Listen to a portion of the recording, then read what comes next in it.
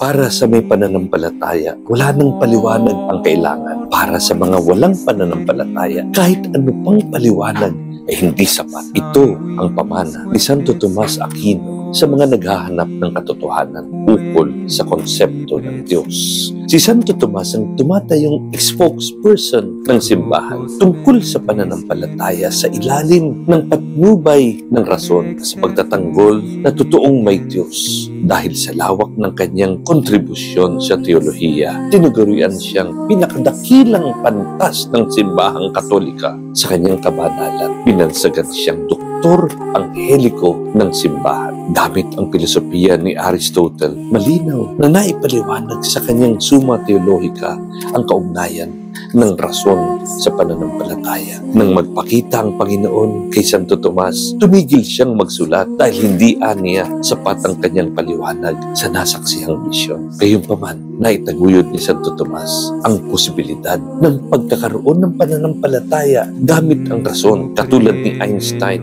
naniniwala siya sa malawak na kapasidad ng utak ng tao na maaarok ang katotohanan sa tulong ng liwanag at patnubay ng pananampalataya.